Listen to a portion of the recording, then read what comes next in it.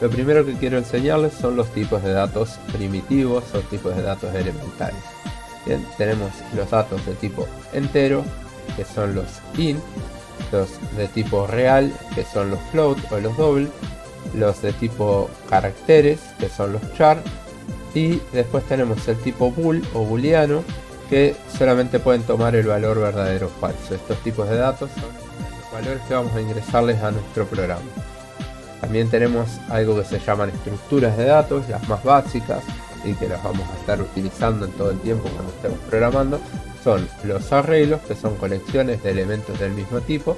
Por ejemplo, aquí si yo quiero definir un arreglo de enteros, le coloco int y luego almacenaríamos en memoria este arreglo, que se vería de la siguiente forma, como una colección lineal de enteros. Bien, por ejemplo, aquí podríamos tener el valor 9, el valor 10, el valor 7, el valor 8, el valor 9 repetido podríamos tenerlo.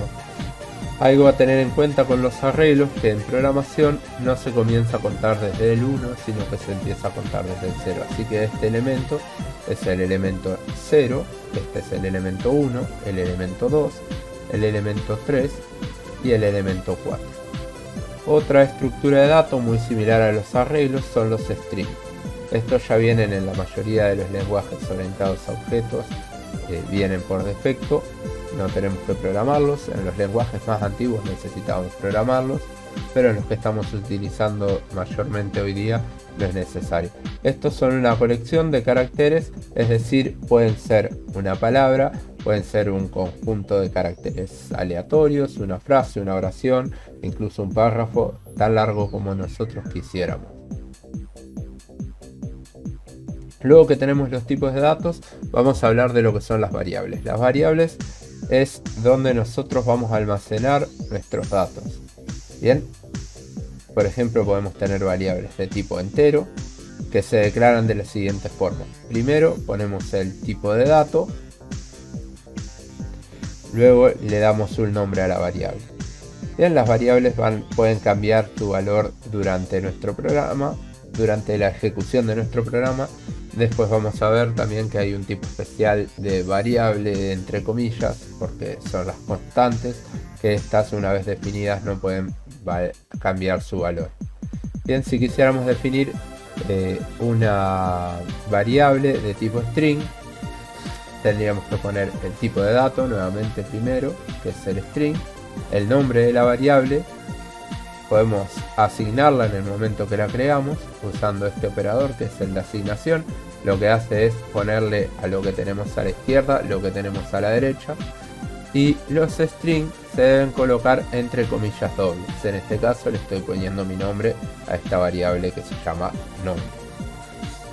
Para asignar, como les decía, ponemos el nombre de la variable, el signo de es igual y el valor que le vamos a asignar. Bien, podemos declararlas y luego asignarlas, o podemos declararlas y asignarlas en la misma línea. Si quisiéramos declarar un arreglo, es básicamente lo mismo.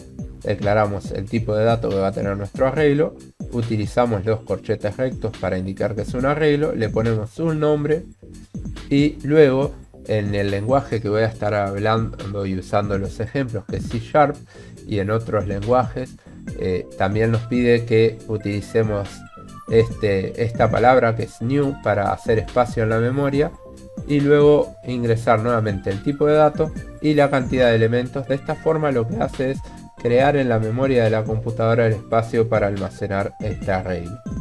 También vamos a necesitar conocer los operadores. Los operadores son los elementos que nos permiten operar con los datos que tenemos. Tenemos los operadores aritméticos, que ya la mayoría lo deben conocer. Tenemos el de suma, el de resta, el de multiplicación, el de división, y este que quizás sea nuevo para algunos, que se llama el operador de módulo, que lo que nos devuelve es el resto de una división. Por ejemplo, como cuando hacíamos en primaria, que hacíamos 5 dividido 2, esto nos daba 2 y nos sobraba 1. Bien, este operador de módulo lo que nos devuelve es este resto de aquí abajo. No confundirlo con el operador de división, es algo muy importante. Luego tenemos los operadores de comparación. Para comparar si dos variables son iguales necesitamos poner dos signos de igual, ya que con uno asignamos, con dos indicamos que son iguales.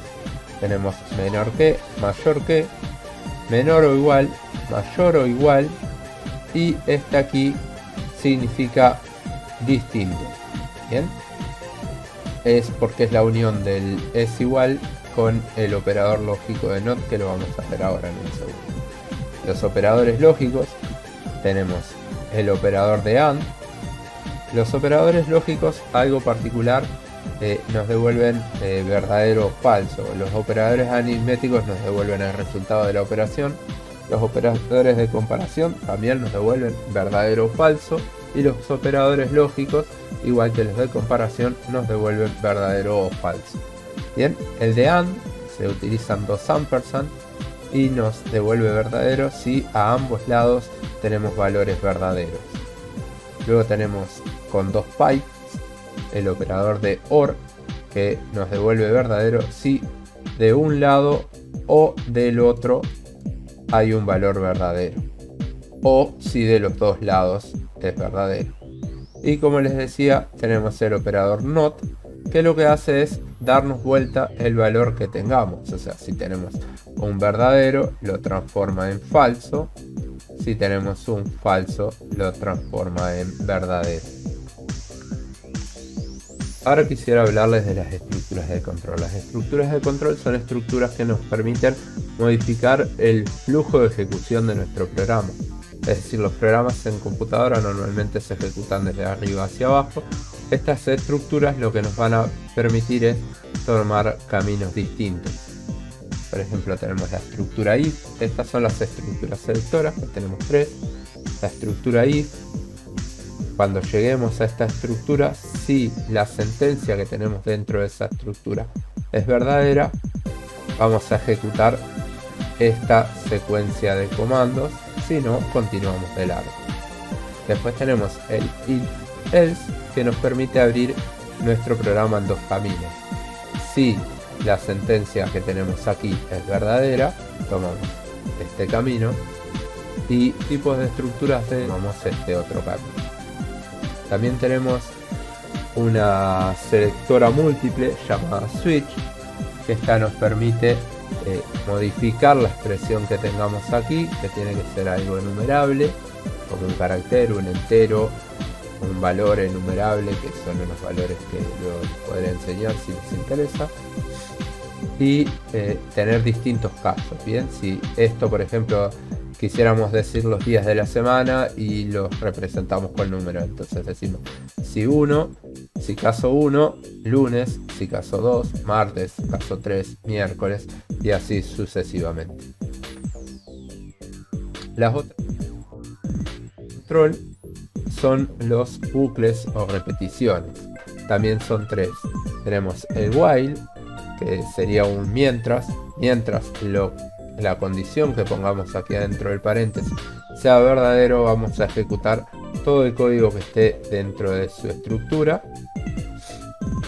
El do while, que funciona de la misma forma, o sea, mientras lo que esté aquí es verdadero, se ejecute esto, con la diferencia que el do while siempre se ejecuta al menos una vez.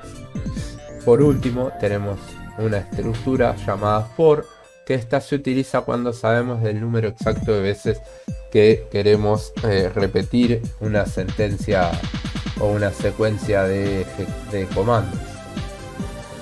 Esta se declara de la siguiente manera: ponemos for y entre paréntesis tenemos que poner un dato de inicio o inicializar la variable que va a estar haciendo que se de contador, la condición que se tiene que cumplir para que el bucle se repita, y luego modificar la variable o hacer una modificación que en algún momento nos permita que la condición sea falsa y el bucle termine. Un ejemplo sería, por ejemplo, inicializamos una variable en 0. La condición es que se tiene que cumplir es que esa variable sea menor que 3, Y la modificación es esa variable, le hacemos sumar 1. Más lo que hace es i igual i más 1. Por lo tanto, en este caso esta secuencia se va a ejecutar 3 veces. Se va a ejecutar cuando comienza, que i vale 0. Luego la aumentamos una vez, i vale 1. Como sigue siendo menor que 3, se vuelve a ejecutar y luego se aumenta. Ahora i vale 2, sigue siendo menor que 3, se vuelve a ejecutar, se modifica i, y como ahora i vale 3, dejó de ser menor que 3, ya aquí ya no se vuelve a ejecutar. Eso serían lo básico de la programación para poder comenzar a desarrollar nuestros primeros programas. Juander.